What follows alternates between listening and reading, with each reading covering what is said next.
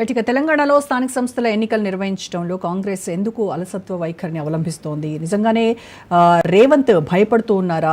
స్థానిక సంస్థల ఎన్నికల ఓటమి ఆయనలో టెన్షన్ పెంచుతోందా? అలాగే ప్రతిపక్షాలు ఏ రకంగా స్పందిస్తాయి ఈ స్థానిక సంస్థల ఎన్నికల జాప్యంపై? ఈ విషయంపైనే మాట్లాడదాము. స్టూడియోలో ఉన్నారు చరణ్ కౌశిక్ యాదవ్ గారు, కాంగ్రెస్ నాయకులు. నమస్కారం అండి. అలాగే మనతో జూమ్లో జాయిన్ అవుతున్నారు ప్రణీల్ గారు, సర్పంచుల సంఘం జనరల్ సెక్రటరీ. నమస్తే అండి ప్రణీల్ గారు. నమస్తే అండి రోజా గారు. గుడ్ ఈవినింగ్ అండి. రైట్, చరణ్ కౌశిక్ గారితో మాట్లాడదాం. మొదటిగా సార్, స్థానిక సంస్థల ఎన్నికలు 2024 జనవరి 31తో వాళ్ళ పదవీకాలం ముగిసిపోయింది. ఓకే, సర్పంచుల పదవీకాలం ముగిసింది. ఆ తర్వాత 6 నెలల్లోగా ఎన్నికలు నిర్వహించి వెళ్లాల్సినటువంటి పరిస్థితి. గతంలోనే అక్టోబర్లో ఖచ్చితంగా ఫిబ్రవరిలో మేము ఎన్నికలకు వెళ్తాము అని చెప్పినటువంటి కాంగ్రెస్ ప్రభుత్వం మరి ఎందుకు ఆ దిశగా యాక్షన్స్ తీసుకోలేదు, ఆ చర్యలు లేవు? అంటే ప్రధానంగా 18 నెలల కాలం పాటు, అంటే ఇంచుమించు 18 నెలల కాలం పాటు తెలంగాణ రాష్ట్రంలో లోకల్ బాడీ ఎలక్షన్లు పెట్టకుండా ప్రధానంగా బీసీల రిజర్వేషన్ కులగన్న కావచ్చు, బీసీలకు సంబంధించినటువంటి హామీ నెరవేర్చే ప్రయత్నంలో భాగంగా ప్రభుత్వం ముందుకు పోతాం. ఎందుకంటే బీఆర్ఎస్ ప్రభుత్వం ఆనాడు 10 సంవత్సరాల కాలంలో ఏకంగా సమైక్య రాష్ట్రంలో 34% ఉన్న రిజర్వేషన్ను ఎంపీటీసీ జెడ్పీటీసీ ఎలక్షన్లో 23% కుదించారు. అది సర్పంచ్ ఎలక్షన్కి వస్తాక అది 18% మాత్రమైంది.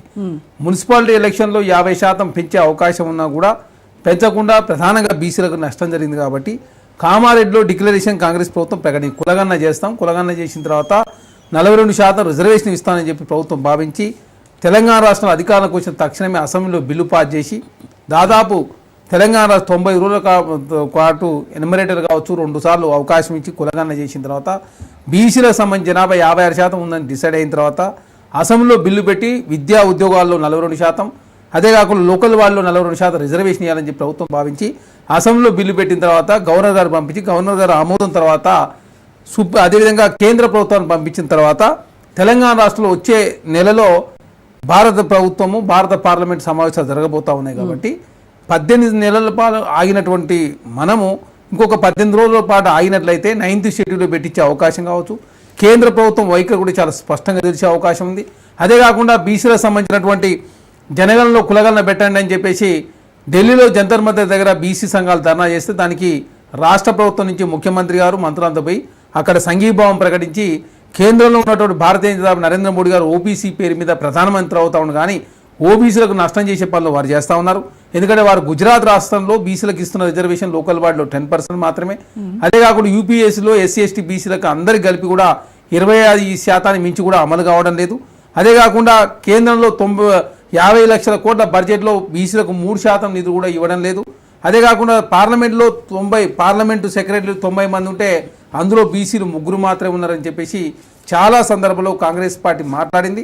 జాతీయ స్థాయిలో జనగణనలో కులగణన జరగాలని, బీసీలకు చట్టసభ రిజర్వేషన్ ఉండాలని, బీసీ మంత్రిత్వ శాఖను ఏర్పాటు చేయాలని, బీసీలకు సబ్ ప్లాన్ పెట్టాలని, అదే కాకుండా బడ్జెట్లో అత్యధికంగా నిధులు ఇవ్వాలని చెప్పేసి కాంగ్రెస్ పార్టీ కోరుకుంటా ఉంది. దానిలో భాగంగా జాతీయ స్థాయిలో కాంగ్రెస్ పార్టీ చాలా సందర్భాల్లో పోరాటం చేసింది. కాబట్టి ఇన్ని రోజులు ఆగినటువంటి మనము కొన్ని రోజుల పాటు వెయిట్ చేసినది ప్రధానంగా అసలు ఇన్ని రోజులు కూడా ఆగాల్సినటువంటి అగత్యం ఎందుకు వచ్చింది తెలంగాణ రాష్ట్రానికి?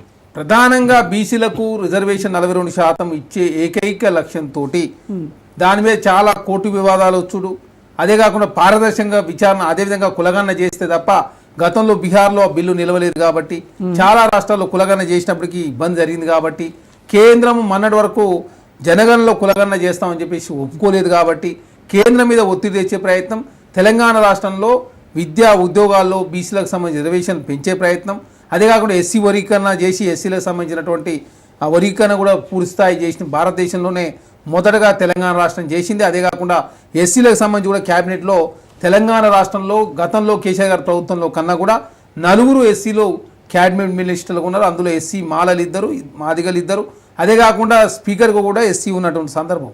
అదే కాకుండా బీసీలకు సంబంధించి కూడా క్యాబినెట్లో అత్యధికంగా ప్రస్తుతానికైతే 3 ఉన్నారు. భవిష్యత్తులో ఇంకా కొంతమందిని కూడా తీసుకునే అవకాశం ఉంది. అదే కాకుండా ఈ రిజర్వేషన్ల లెక్కల వల్ల మీరు వేసుకున్నటువంటి ఈ లెక్కల వల్లనే జాప్యం అవుతుంది అంటారు. అయితే ఈ బీసీలకు 42% రిజర్వేషన్ కావచ్చు, సుప్రీంకోర్టు ఇచ్చినటువంటి 50% రిజర్వేషన్ ఉన్నటువంటి అవి కావచ్చు, వీటన్నింటిని ఎందుకు న్యాయపరంగా పరిష్కరించుకోలేకపోతుంది కాంగ్రెస్? అంటే ఇప్పుడు తమిళనాడులో 9th షెడ్యూల్లో పెట్టారు కాబట్టి అక్కడ దాదాపు 50% సీలింగ్ దాటి 70% పోయిన పరిస్థితి. అక్కడ 9th షెడ్యూల్లో ఆనాడు ఆ రాష్ట్రానికి సంబంధించి పార్లమెంటు చట్టం చేశారు కాబట్టి దాని మీద కోర్టులో పోయే అవకాశం లేదు. తెలంగాణ రాష్ట్రంలో మరి చట్టం చేసినట్లయితే చేసి కేంద్రాన్ని పంపారు. కేంద్ర వైఖరి ఏందనేది కూడా ఈ పార్లమెంటు సమావేశాల్లో తేలబోతా ఉంది. అదే కాకుండా కేంద్రం కూడా చాలా స్పష్టంగా జనగణనలో కులగణన చేస్తామని చెప్పేసి వారు కూడా ఒప్పుకున్న సందర్భం. ఆల్రెడీ నోటిఫికేషన్ కూడా రావడం జరిగింది. మొదటగా ఏదైతే నార్త్లో ఉన్నటువంటి కొన్ని ప్రాంతాల్లో ప్రధానంగా అక్కడ సర్వే నిర్వహించబోతాం. తర్వాత కూడా భారతదేశం మొత్తం కూడా ఇంప్లిమెంట్ చేసిన తర్వాత త్వరలో మహిళా బిల్లుకు సంబంధించినటువంటి అదే డీలిమిటేషన్ కూడా జరగబోతా ఉంది. అదే కాకుండా ఈ చట్టసభల్లోనే కూడా ఖచ్చితంగా బీసీలకు సంబంధించి రిజర్వేషన్ కూడా పెంచే ప్రయత్నం కూడా నరేంద్ర మోడీ గారు ప్రభుత్వం చేస్తామని చెప్పేసి దేశవ్యాప్తంగా చర్చ జరుగుతూ ఉంది. కాబట్టి 18 నెలలు మనం ఆగినటువంటి మనము 18 రోజుల పాటు ఆగినట్లయితే ప్రధానంగా వచ్చే పార్లమెంట్ సమావేశం వచ్చే నెలలో జరగబోతా ఉన్నాయి. కాబట్టి కేంద్ర ప్రభుత్వం ఒకే భారతీయ జనతా పార్టీ వైఖరి కూడా తెరవబోతా ఉంది. ఎందుకంటే ద్వంద్వ వైఖరితో భారతీయ జనతా పార్టీ గతంలో బీహార్లో ఉన్నటువంటి భారతీయ జనతా పార్టీ లోకల్ నాయకత్వం ఏమో మేము రిజర్వేషన్ పెంచడానికి అనుకూలం అని చెప్పారు, జాతీయ నాయకత్వం వ్యతిరేకం అని చెప్పారు. కేరళలో ఆర్ఎస్ఎస్ మేము అది విద్యా ఉద్యోగాలు అయితే అనుకూలమే కానీ చట్టసభలో రిజర్వేషన్ మేము వ్యతిరేకం అని చెప్పి వారు మాట్లాడిన సందర్భం. కాబట్టి ఇవన్నిటి మీద చర్చ జరుగుతూ ఉంది. కాబట్టి పారదర్శకంగా అదేవిధంగా కులగణన జరగాలని ప్రభుత్వం భావించి కొంత లేట్ అయినప్పుడు కూడా బీసీలకు ఇచ్చిన హామీని నెరవేర్చే ప్రయత్నంలో ప్రభుత్వం ముందుకు పోతా ఉంది. రైట్, ఇక ప్రణీల్ గారితో మాట్లాడదాం. ప్రణీల్ గారు సర్పంచుల సంఘం జనరల్ సెక్రటరీగా